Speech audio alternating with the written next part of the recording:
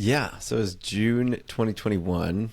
I went to a local event run by our Rotaract Club, which is like the Rotary, but for younger people. We probably had 6 or 7 thousand Instagram followers at this point, probably a similar number of newsletter subscribers. But for some reason, or somehow, I got invited to this thing. I got there right on time, which I never do. I'm always late, but I walk in right on time, and there's not that many people there. I don't recognize anybody except the organizers of the event, but they're busy. And so I walk out into the back deck of this venue that they have. And as soon as I exit the door, I heard my name. And I look to see if I know anybody, and I don't recognize anybody on the porch. There's only like 3 people on the porch. That's always a great moment when you're like, oh shoot, scanning through the mental Rolodex. Like, how does this person know me?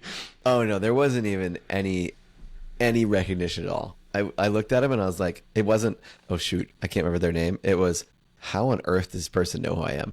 Yeah. And so then I walk over because I'm curious, and they're like, you're the Naptown Scoop guy. Can we take a picture with you? And I was like, what? This has never happened before. We're about a year in at this point. Started August 2020. This is now June 2021. And that happened. So that was as soon as I walked in. And then that happened like a dozen more times at that one event over the next 2 or 3 hours. So even become friends with in. actually a lot of the people who did ask, because they really were the big fans of the thing, of the newsletter. But that was an aha moment where I was like, wow, people know this. They want to know me. And I also need to go to every single thing like this that I ever can find, because this is great marketing. Not only do the people that are there know me, but more people are learning about it, especially because there's like this snowball effect where if somebody walks out and somebody asks that person for a picture, everybody's looking around and like, wait, who is that person? Yeah, totally. Should I know them? Totally. And so I would notice after going to these events that our subscriber count would jump a little bit, but it was pretty funny to see that in the beginning. You get recognized out in the wild. It's almost like the TV news anchor for a younger generation, perhaps, where you start to get some, positive notoriety in the community. Like, you become a well-known person. I think that's kind of cool. And maybe if that appeals to you as a listener, like, hey, that's, a side benefit of starting this thing, to really have a pulse, to really have, become a voice in the community. So nobody else was doing this. So summer 2020 is when you get the inspiration to start this. Nobody else was doing it, or they weren't doing it well. And so you come in, talk to me about the early days. Like, how do you get these initial 100,000 subscribers, 100 to 1,000, not 100,000 subscribers, but like the first people to send this to? Yeah, not very complicated. A lot of people, for their first newsletter, they'll just send it to their family and friends. I did not have any family and friends that lived in Annapolis. I grew up about 45 minutes away from Annapolis. My uncle had lived there, and that's why I knew it and loved it. But he has since moved away and only spends a couple months a year here now. So I didn't really have any friends or family to send this to. I just was like, I'm going to try this. I think it's a good idea. So I just started running Facebook ads, and that's how I got all the subscribers. I got 70 subscribers for the first one. I think we had 150 for the second one. And then I can't remember how many we had after that for each individual newsletter. But I do remember those first 2. And that was really encouraging, because when you first sent the first one, it was like 80% open rate, super high. Then the second one was a little bit less, but doubled in subscriber count. And so that was just really good early traction. And that was only once a week that I was sending them. I think it was every Wednesday, but I only did that for 2 weeks on Wednesdays. And then I realized that if I was ever going to make any money on this, then I would need more advertising than just 1 day a week still. That's kind of what I tell people about the nature of podcast advertising. Like, it's pretty tough to build a full-time income off of it, because it's this game of, amplitude. How many people can I reach, and frequency? How often can I reach them? It's like, well, if you're just doing one show a week, it's going to be tough. You got to have a really big audience to make that work. So same thing here. If it's going to be a monetized with ads model, like, I gotta send more often. I get more impressions that way. But running Facebook ads, did you have a budget or a cost per subscriber that you were comfortable with, out of the gate? At that point, absolutely not. There was never a value of each subscriber where I knew, as long as I get them for this much money, I can still make profit on them. I have then figured it out. and the number ended up being around $7 per subscriber. I don't even know what it is now because we don't do any Facebook advertising because we're kind of hit critical mass where they started to get really expensive to get. Yeah. But in the beginning, and this was just kind of picked out of thin air, I was like, let's just keep it under $2 a subscriber. If I can keep it under $2 a subscriber, I have a couple $1,000s that I can invest in this thing. I quit my job and saved a lot of my salary. I'd only worked for 1 year before I ended up doing this out of college. So I had saved up about $25,000. I was like, honestly, I'm 20 at that point, 23 years old. But Okay. it quickly became apparent that it would be not a total failure, and that even if I did spend all the $25,000 on it, I'd probably be able to make that back with advertising. And so Okay. at a certain point, I just kind of sent it and spent it all on advertising. I mean, almost all of it. Okay. Do you see that as the most viable path outside of, friends and family trying to acquire subscribers that way? Well, viable is different because it depends on if you could sell advertising. It's definitely the easiest and fastest, and I think it's what I recommend to anybody who wants to start a local newsletter. But in terms of another way you can get a lot of subscribers pretty quickly would be local Facebook groups. It's harder because you have to earn the trust of the admins and then do it in a way that's not annoying because the internet hates self-promotion. Yeah. And a lot of groups like that have rules against it. But that's a really good way to get a lot of subscribers. I learned that by accident because somebody posted my newsletter in one of those groups and we got 625 subscribers overnight. Wow. And I was Okay. like, what's that? What's that about? That's a And nice spike. I found out where they came from and I was like, that's amazing. Yeah. How can we do try more to of get this into that more? instead of paying $2 a piece? Yeah. Yeah. So is it the most viable? I don't know. That depends on your ability to sell advertising, but is it the fastest and easiest and what I recommend? Yes. Okay. And so the $2, that was kind of the target metric, especially early on. And then the $7. Yeah, but I just pulled that out of thin air. So definitely don't take the $2 as gospel. Sure. And then the $7 was your kind of estimate lifetime value. Where did that number come from? Yeah, that was like a very conservative lifetime value. That was assuming that they opened half of the emails and stayed on for only 1 year reading, and based on our current advertising rates. So both of those things turned out to, or not all those things turned out to be true. They stayed for far longer than 1 year. The open rate guess did stay about the same. Okay. Beehive tells us it's 63, 65% now, but I think that's a little high based on some things that like Apple tracking that most people probably know about, or if they don't, can't trust open rates as much anymore. Yeah. But that was what that was based on. So the value was actually higher, but I was pretty conservative in the beginning with it just because I didn't have a lot of money to spare. And do you remember what the ad looked like in terms of image, call to action? How was that set up? I just So I tried a bunch of different ones. You mentioned something earlier about being this voice for the young people. It's actually not really the young people that read this newsletter. It's mostly women over the age of 45. That's really like our prime target demographic. They absolutely love it. And we have young people too, but I tried a bunch of different ads. The best performing one is just this like pretty attractive woman looking down at her phone. I don't even think she's looking at her phone. She's holding her phone like she would be looking at it, but then she's smiling and looking straight away from her. And then I think we put a little text over that just, it was like an overlay graphic that said, I always know what's going on in Annapolis. And then there were a couple different pieces of copy that we put in the actual text of the ad that you can do on Facebook. But those changed a lot. The image did not change once I figured out what worked.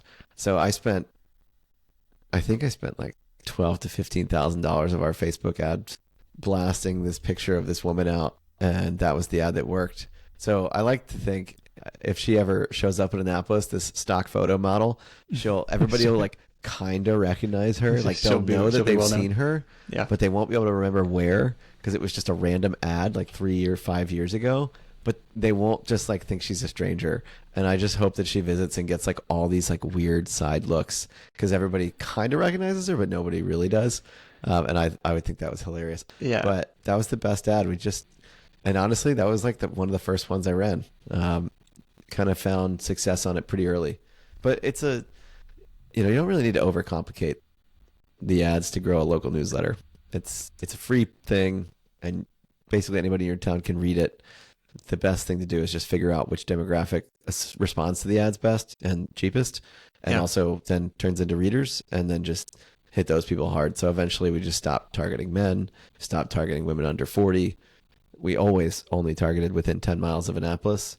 And that's also why I chose the radius that I chose. We only cover things within 10 miles of Annapolis, because that, at the time, I haven't looked in a while, but I'm pretty sure it's probably still this way. That was the smallest radius that you could target on Facebook without actually putting in specific zip codes. And I found that when I put in specific zip codes, it was just more expensive. I don't know why, because I was targeting the same people if I was doing 10 miles versus uploading all the zip codes in.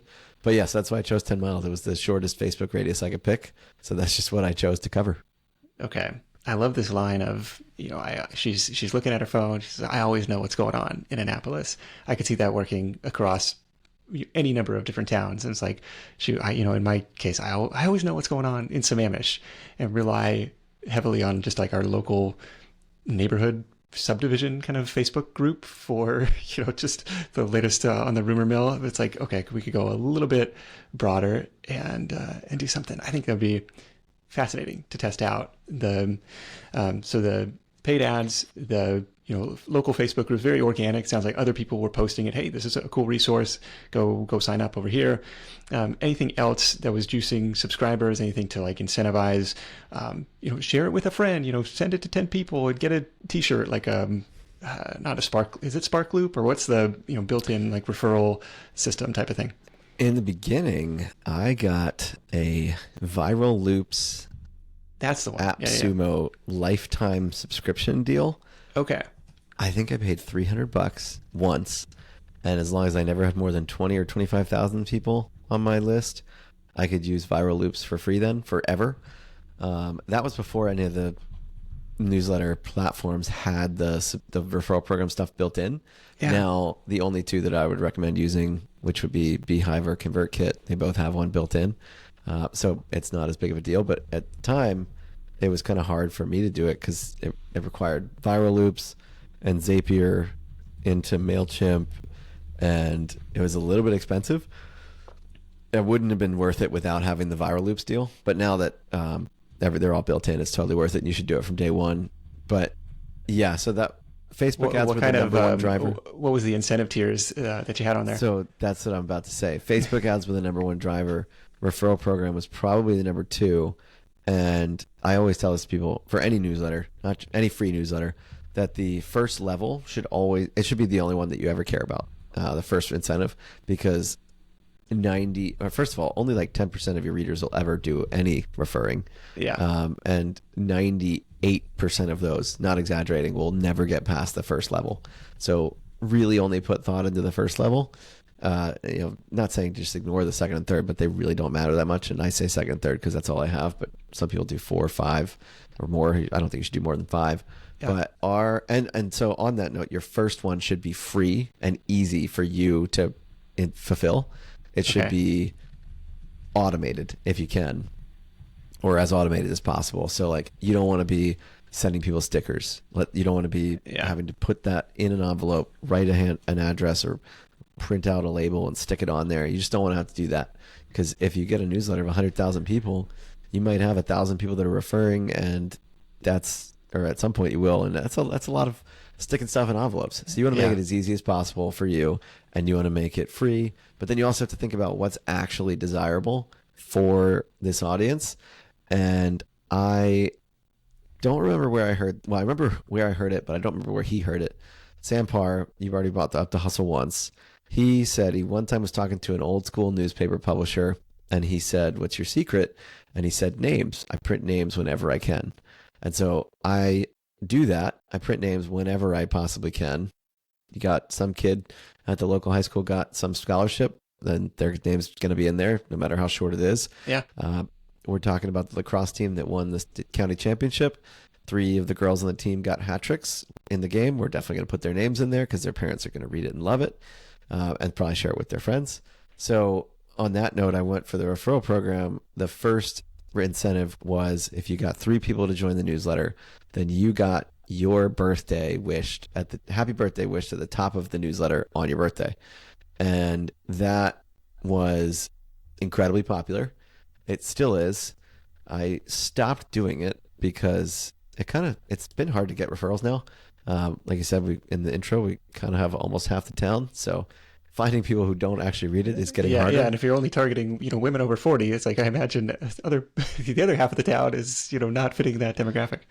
Well, that's who I was only targeting in advertising. Yeah. I'm happy, if they read, and I would love them to, but that's just I wasn't going after them to build the core subscribers. Yeah. That is what I tell people now, though. They're like, how do I get referrals? And I'm like, honestly, ask men. Like, ask the men in your life if they read the newsletter, because 75% of our audience is women.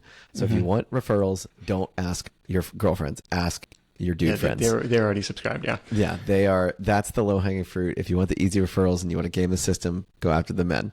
Okay. So this was tier 1. Happy birthday wish at the top of the newsletter. Yeah, and I think we've done hundreds of those. Okay. That's people great. Will still ask for them, even though. So I've recently stopped doing it, and instead of doing that, I said you can now join our private Facebook group for first level referrers only. Which I don't actually do anything with and definitely need to do more. But I think at some point, and I haven't figured out the way to do this yet, it's easy, because again, I'm all about easy. I want to start selling those birthday shout outs. Like they do on the scoreboards at sporting events? Right. Pay $40, get your name on the Jumbotron type of deal. Exactly. And so people love the birthday shout out so much, I think I could start selling them, but I don't want to sell more than 2 a day. And I haven't found a good system or integration with, I use Zapier for a lot of things where I can basically automate that, but only limit it to 2 per day.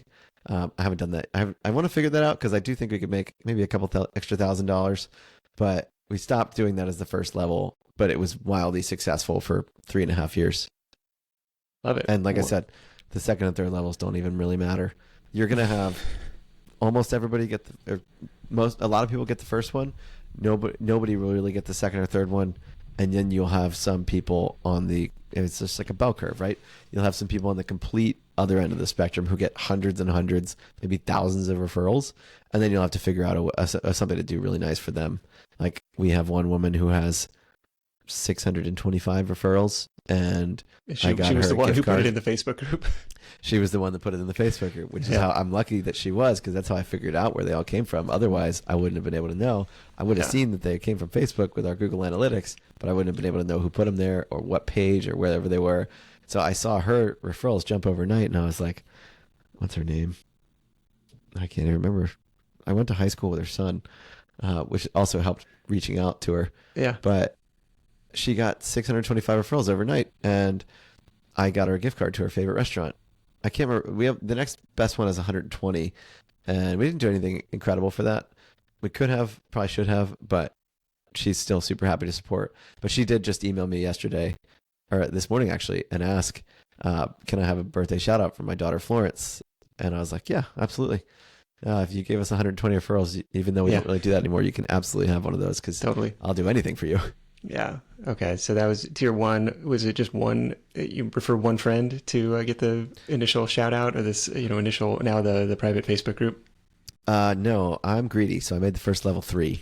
Okay. You got to make it an attainable number, but you can push it to benefit yourself. Like a lot of people do 1, and that's fine, but you can get away with 3, and a lot of people will still do it and reach it, and they're not going to say it's too many. Nobody says that. So yeah, I think if you only do 1 as the first incentive, you're kind of cheating yourself out of more growth that you could get for pretty much free. Right. I wouldn't do any more than 3, but I would definitely not do 1. Yeah, I like it from the standpoint of, how do you turn 1 subscriber into 2? Like, this is an example from years ago on the show. This is Tiffany Aliche, the budgetnista, and she was running her 30-day Live Richer challenge. And objective number 1, day 1, go find yourself an accountability partner. Like, boom! I just doubled my enrollment, and it's like, I love that. Super smart. All right, so today you're sending with Beehive. Initially, it sounded like it was Mailchimp. Today, Beehive. What else is going on, tools and tech wise, to put all this stuff together? So Beehive is probably the most important, because we use it to send the emails and store the email addresses. But second most important, and it would be a close second, is Notion. I kind of live and die in Notion. It is the source of pretty much everything. It's where we do all of our content for the newsletter. It's got a calendar in there that everything we're doing. It's where we do all of our content planning for social media. It's where I keep all my standard operating procedures, my style guide for the newsletter, which is really cool because it can be really interactive and fun for someone to read the style guide, which is usually boring. So that's a good thing to have in Notion because it's just all the different blocks you can add are really, really cool. Yeah. Literally, I keep everything in there. Third most important would probably be Newspaper Manager, which is a pretty old appearing software that just tracks our advertising inventory and acts as a CRM. I think if I were better at technology, better at coding, software production, and stuff like that, I would probably make my own and I would probably try to sell it. And I would probably stop publishing local newsletters because there's way more money in selling software to the people who do these things than actually doing it. Because I think this software sell shovels into the gold rush. Exactly. Here's the next side hustle. Here's the next thing. Yeah. I just don't know how to do it, which can be figured out, but needs money that I don't have to invest in it yet. But I still want to. But it's a good piece of software. I was about to say it's a great piece of software. It's not a great piece of software. It's a good piece of software. But because the great one is coming. The great one is coming, and it's going to be called who knows what, but I'm going to make it. Yeah.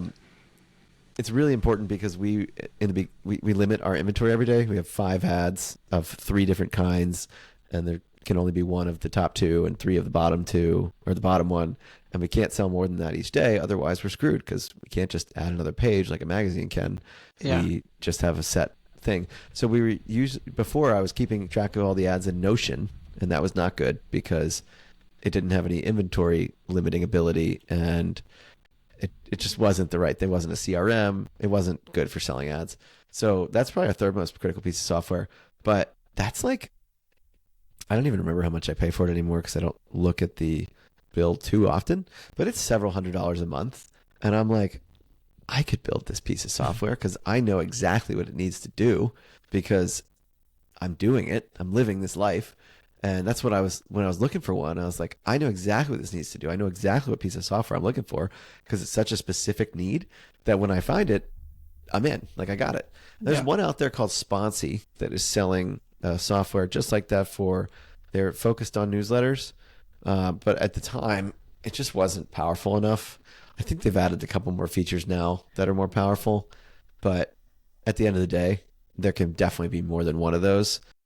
Talk to me about the content side of things because it is a free newsletter. The content has to be excellent to get people to continue to open it and continue to stay subscribed and be able to view the ads. We'll eventually get into ad sales.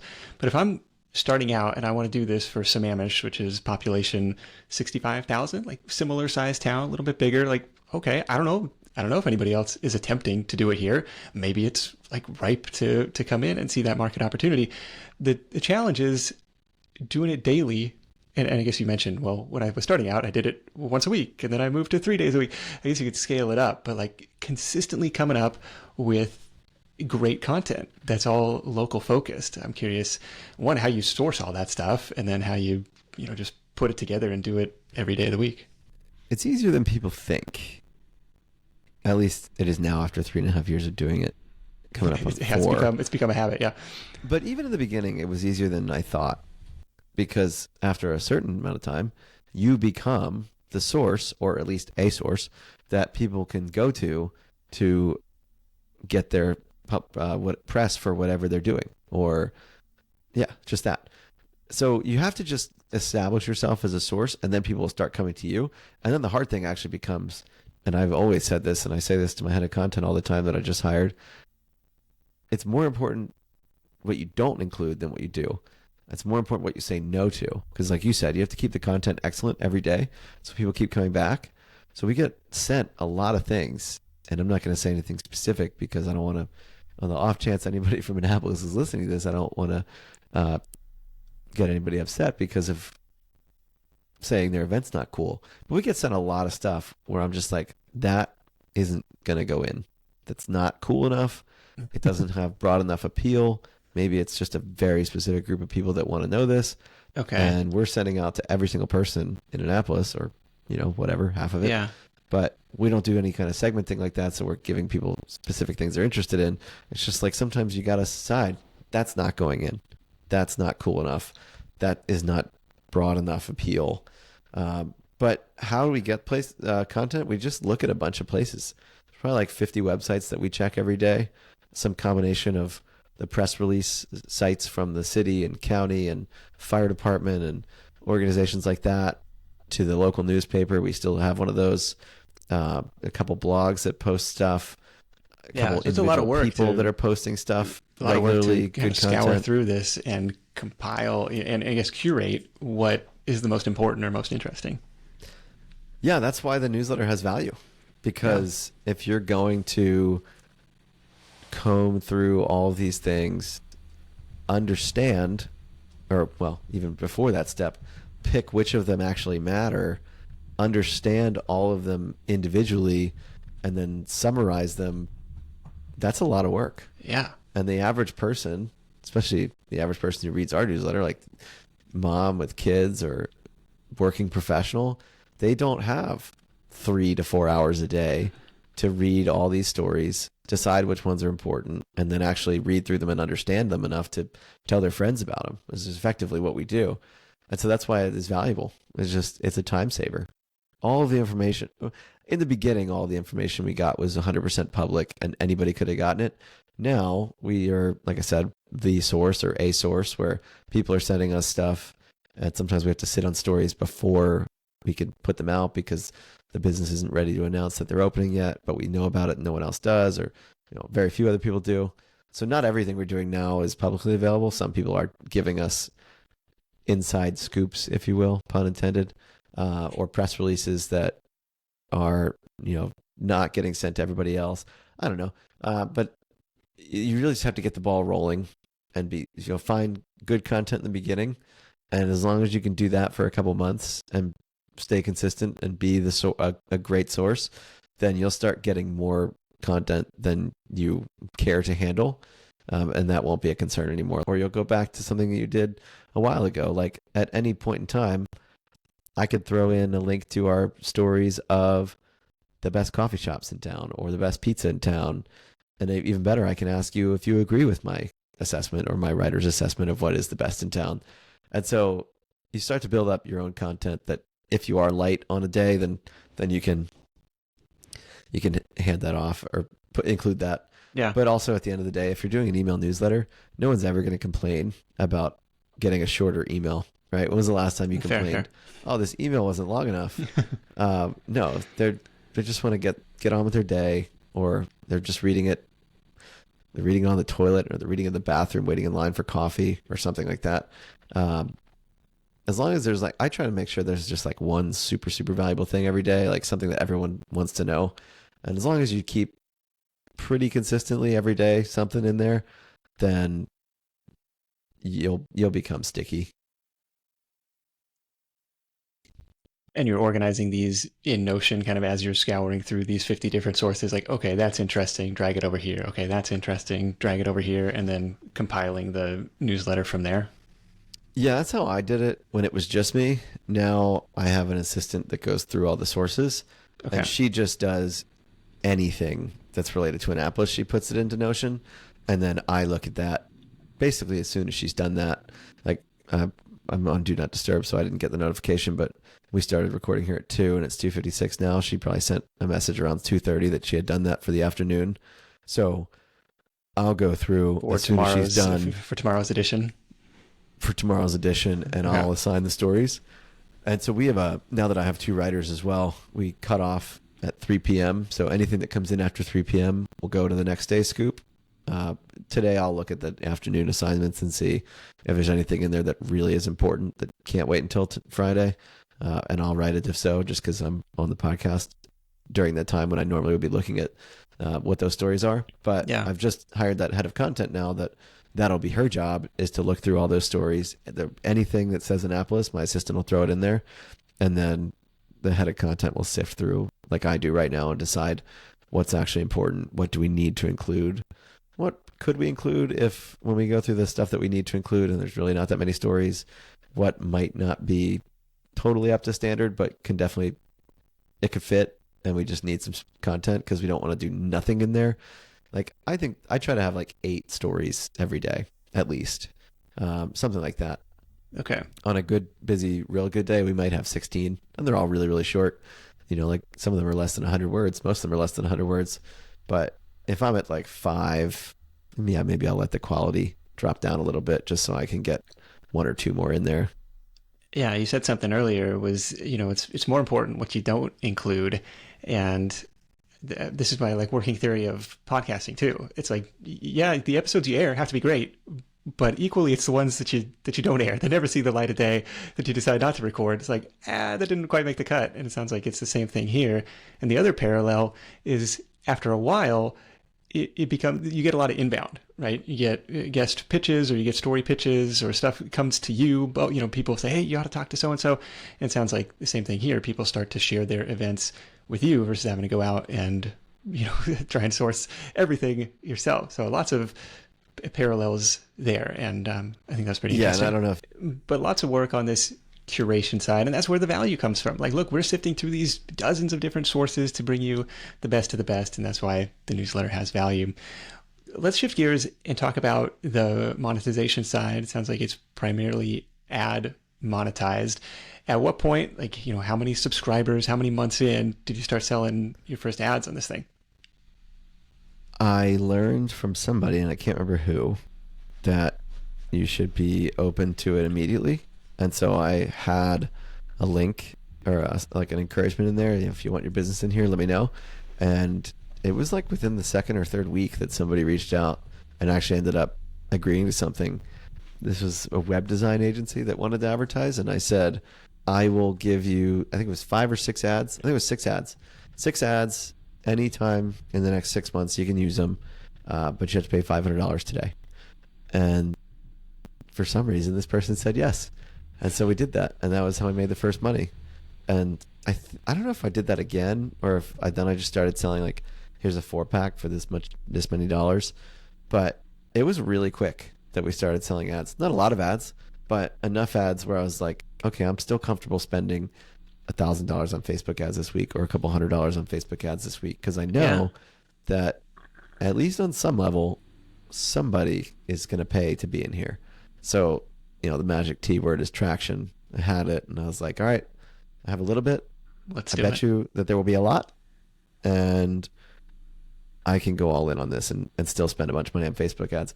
It took a while to get meaningful dollars, like probably many months, but got some right away. And I tell people all the time, if they're going to start this thing, you should always have a link or an encouragement to advertise. No matter how many subscribers you have, just get dollars somehow. I like that, including that, in the footer of the email, like your ad here, you'll see your message, inquire about advertising in future editions. Just to because a lot of people won't see it and think of it, but if you say they can, they'll think, oh yeah, maybe I will reach out. Yeah, you see it, like Justin Welsh is one of these examples where you see it like down at the bottom, there's a link to, book your sponsorship spot for an upcoming newsletter. I don't know if he does any vetting of like, I'm not advertising that. There's an implied endorsement there. So it sounds like with the web, we definitely did not do a lot of vetting in the beginning, but maybe about a year in started actually doing that. It's like, I only want to be associated with really, really good brands. I think it's illustrative of maybe the type of client that would make sense, especially at that price point where it's like, dude, if you get one new client from this, like, it erases your $500 ad expense and then some. But curious how you have it priced today. I think you mentioned we have 5 different ad slots per day, I guess probably based on, placement and visibility and structure of those ads. Yeah, so 3 different kinds. The bottom kind has 3 each day. So top one has your logo at the top, a picture up to 150 words. It's the first ad. Unless we have a headline story, it's the first thing in the newsletter. So probably about 60% of the time, it's the top thing anybody sees. Then in the middle, we call it a feature ad, and that has 100 words, a photo, and that's right in the middle. And then right near our live music section at the bottom, which is our most popular thing, we have 3 ads we call baseline, which are text only, 70 words, and a headline, and a link. And and all these can be linked. And so it's funny now, at the beginning, those ads I sold that web design guy were headline ads, or a very early version of those, and it was $500 for 6 of them. Now an individual headline ad, if anybody wants to buy one, is $812.50, and it goes down with volume. If you're going to buy 12, then that unit cost goes down. If you're going to buy 24, that unit cost goes down. If you're going to go buy 48, be crazy and spread those over the next 2 years, so that the unit cost will go down. Or we have 2 advertisers that do that every single week, so they just pay a lot of money. But yeah, the prices are very, very different from when we first started. But pulling out of thin air, I just how much does this cost? $500 for 6 ads. Everything was just thrown out. Is there a rule of thumb for X price based on every 1,000 subscribers or something like that? I heard a rumor back in the day that Morning Brew was charging $70 per 1,000, and so I kind of roughly based it on that. And it's actually still kind of around there. Our top ad, it's like very loosely based on that, or I don't think it's loosely based on that anymore. Maybe it's just worked out that way that it's still on there. Once it started stabilizing, I used to change prices every week because we would be adding hundreds of subscribers every week. Yeah. And I'd be like, I just sold an ad to you for $200 for 800 subscribers, and we just had a really good run of Facebook ads, and now we have 1,600, and I'm not going to charge $200 again. So I would change it every single week. Then I started changing it, I think, like every month, and then it was every couple months, and now I just change it every year. And it's not on any kind of, oh, we have this many more subscribers, it should be this much more. Now I basically up it on inventory, and if we sell out, then, and it's like we sell out really easily, I know it's too low. If it's harder but we still sell out, I'm like, okay, we could do a little bump. If we're not selling at all, thankfully this hasn't happened yet, then maybe we stay the same, or even worse, go lower. But so now it's not really based on any kind of formula. It's just based on feel of, oh, last year we sold all these way too easily. Okay, we'll double the price. And then we sold them all out again, but it took longer. I was like, okay, cool. That's probably a good number. This year, that was 2 years ago, we doubled it. Last year, we just went up by, I think it was 20%. This year, probably just go up by 10%, and maybe stabilize somewhere around there, and just upgrade the prices every year by 8 to 10%. Is it most common to sell like a multi-month package? Like, hey, you're going to be featured, 8 times over the next 3 months. Like, is that how it's typically structured? I like to sell long packages. We have people who sign on to be on there every other week for 2 years. We have people who are on there every other week for 1 year. We have some people who are just pretty seasonal, but they're on for the same 6 months, and they'll sign 2-year deals for those 6 months. I just like that because it's easier, and also it ups your average client value.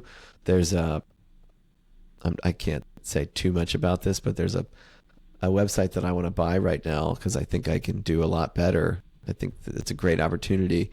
And their average, they have way, way more visibility than I do, way more impressions, way more uniques, but their average customer value is like 1/5 of mine, which is why I think I can buy it and do really well with it. But I'm just always trying to increase that. If somebody, like we have a dentist client right now who's on just once a month, and our standard is really twice a month. So they're on once a month, but they've been killing it. They've been doing really well with it. And so rather than trying to go sell a new client, it's way easier to just sell someone who's already selling with you and increase that customer value. Increase their frequency.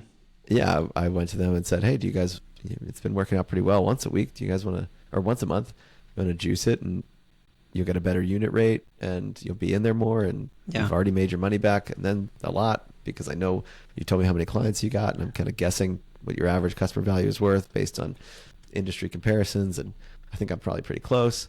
And so it's just way easier to make those sales than to go out and cold call a new person and get a new one. So I'm always trying to increase customer value. And one way to do that is just raise prices every year. Is And that what nobody has ever canceled because of the increase. We've had people that advertised, stopped advertising, came back for whatever reason. They came back later, maybe in this case 2 years later, and asked for a new proposal. And I told them, and they were like, whoa, that's too expensive for us. We can't do that anymore. But they're also a nonprofit organization. That's a little different. Okay. No business, no for-profit business has ever canceled because we raised rates.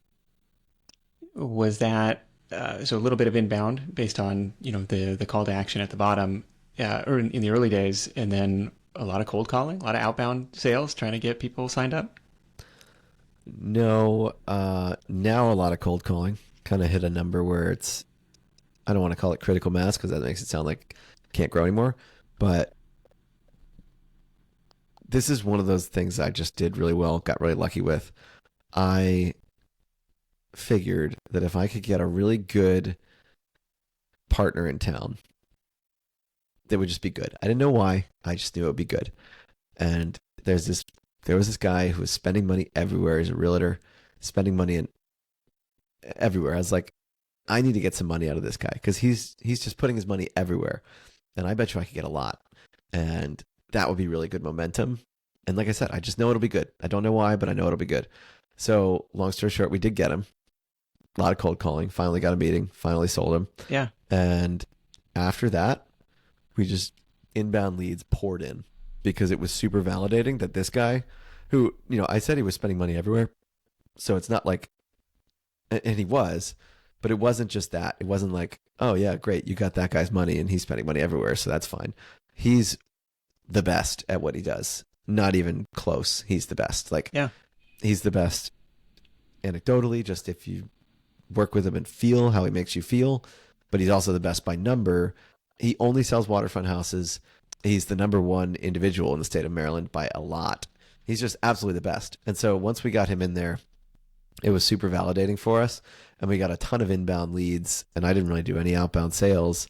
I would just kind of take meetings with inbound leads. And that's how we got to that 200,000 in revenue that we did last year. Now I've hired a head of sales who does a lot of outbound and has been closing a lot of new deals. He's only about a month in. My goal is 350 this year. That's looking probably not likely, but I think we'll get close to it. Even if we got to 300, I'd be stoked. Yeah. 50% growth in a year after not anywhere near 50% growth would be a good step up. So that's the next step. But a lot of inbound just because we got lucky picking this one business. And I was like, I know it'll be good, but I didn't know why. I didn't think anybody would come inbound from it.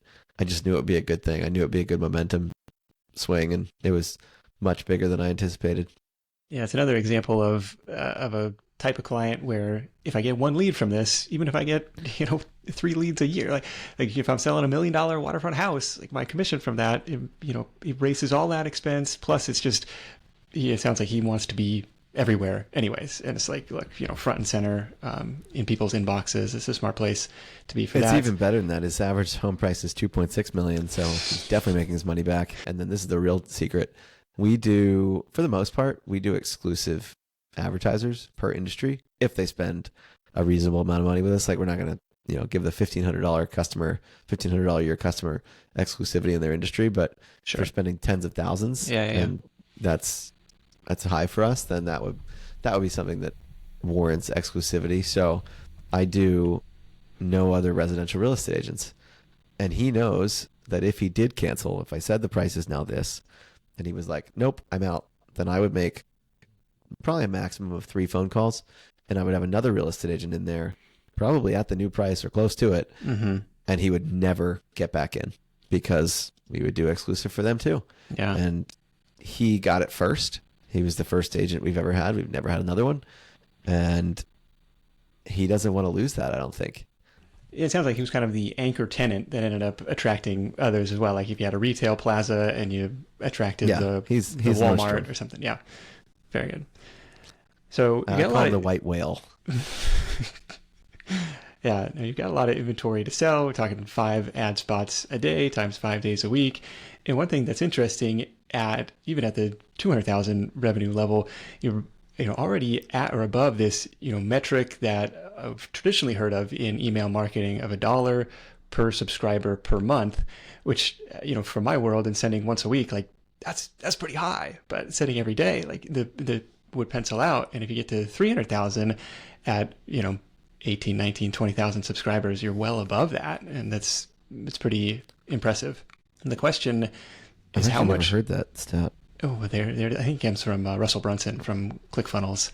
So the question is like, at what point does it kind of max out? Like you're already at half the population.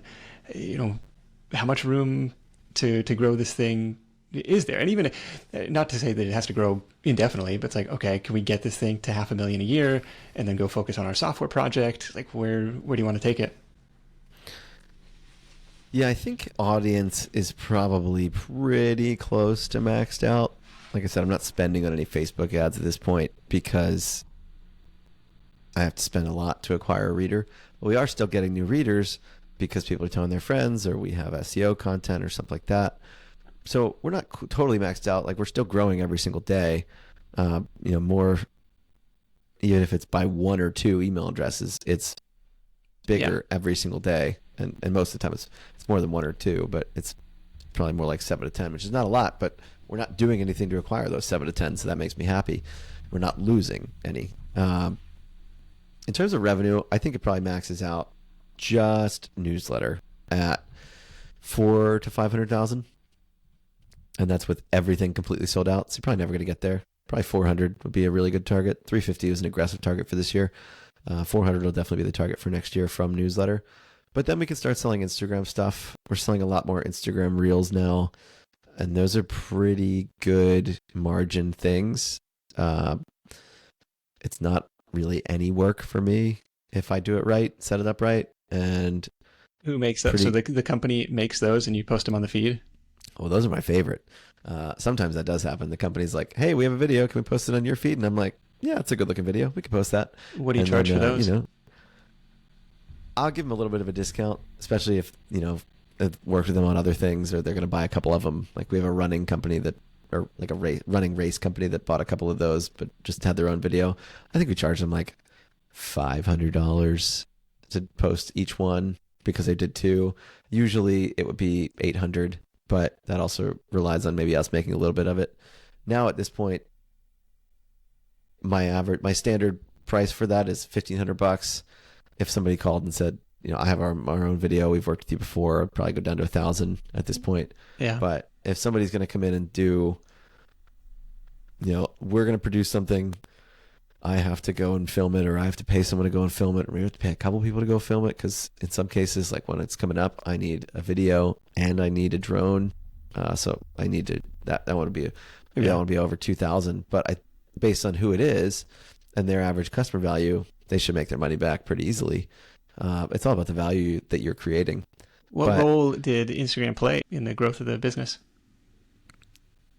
It's hard to say how many people have come to the website and converted from Instagram, but in terms of the growth of the business, it's been fantastic because it's the public validator. Nobody can see how many newsletter subscribers that we have every day, except me and the team. And then if anybody gets the media kit, they can see it. But anybody can go see the Instagram. Right. They can see how many people follow it. They can see how many people are actually liking the post and commenting on the post, which is a good number. And it's just a great reputation thing. It hasn't been a lot of advertising dollars that people are spending on there. It hasn't been a ton of newsletter subscribers that we're getting, but it's a really, really good wow value. It's funny. My newsletter is smaller. It's 18,400 compared to 22,000. But in terms, if you know anything about newsletter versus Instagram, that's much more powerful. Totally. And newsletter last year generated, I think, like 170 in revenue, and then Instagram was like 3. And so everybody introduces me those. They're like, "Oh, this is Ryan. He's got this really big Instagram," and I'm just laughing on the inside because it looks really big, and it is big. It's a big Instagram, especially for our town. Yeah, big for the local market, but yeah, the newsletter But I side. should be introduced as the guy with the local newsletter if they were turning about actual power. Yeah. Like what you could do with it. Like we're doing a blood drive next week for our local hospital, and I put it in there today, 6 a.m.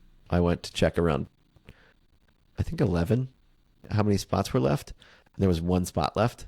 Wow. And so we filled up 35 spots in 3 hours or 4 hours. Yeah, that's 5 great. hours with just the newsletter. I hadn't even had time to put it on Instagram yet. So I do think it's always funny when people introduce me as the guy with the big Instagram. Yeah, because I'm like, that's what they can see. actually, the Yeah. newsletter is the pretty good thing here. But yeah, it's not the thing that you can go on and see. You can go be impressed by 22,000 followers. You have no idea how many other people are getting this newsletter that you get every day. Yeah, well, this has been fascinating stuff. You got me thinking about like, oh, could I do this for Sammamish? Should I do this for Sammamish? I know Nathan Barry was starting up something for Boise, so I was like, well, maybe there's something here. You make a compelling case for the local newsletter business. You can check it out at naptownscoop.com. You can find Ryan at life_of_scoop on Twitter. It's a good place to follow along and see what's going on in the local newsletter business. Let's wrap this thing up with your number one tip for Side Hustle Nation. Read the book How to Get Rich by Felix Dennis. It is at the very least entertaining, and at best it could possibly change your life. It's just absolutely incredible. Have you read it, Nick? I have heard of it but have not read it. Like I said, even if it's just for entertainment, read it, because the guy's a beautiful writer and he's hilarious and he's very interesting. So he tells this great story about his life. But if you're interested in your own business in any way, it's probably gonna be your favorite book. It's so amazing. So that's my tip to anybody: read it again, buy it, or if you Audible it, which I do recommend, because the guy who reads it has a beautiful accent. But buy it, physical copy. Like honestly, it's an instruction manual too. There's some really amazing things in there. All right. How to Get Rich by Felix Dennis. We'll link that up for you. A couple takeaways before we wrap up. One thing that really stood out was this idea that, momentum breeds momentum. Like the more people subscribe to it, the more of a thing it becomes. It becomes kind of this self-perpetuating cycle. The more advertisers you book, the more people see that people are booking ads. Like it really starts to get that flywheel spinning. And the other thing, if you're going to do this for your hometown, you're going to have to live it and breathe it. You have to really be the curator of that information, but good things can really happen as a result. So again, Ryan, appreciate you stopping by and sharing your insight. Big thanks to our sponsors for helping make this content free for everyone. You can hit up sidehustlenation.com/deals for all the latest offers from our sponsors in one place. Thanks for supporting the advertisers that support the show. That's it for me. Thank you so much for tuning in. If you're finding value in the show, the greatest compliment is to share it with a friend. So fire off that text message. Hey, we should totally start this for our town. Until next time, let's go out there and make something happen. And I'll catch you in the next edition of The Side Hustle Show. Hustle on.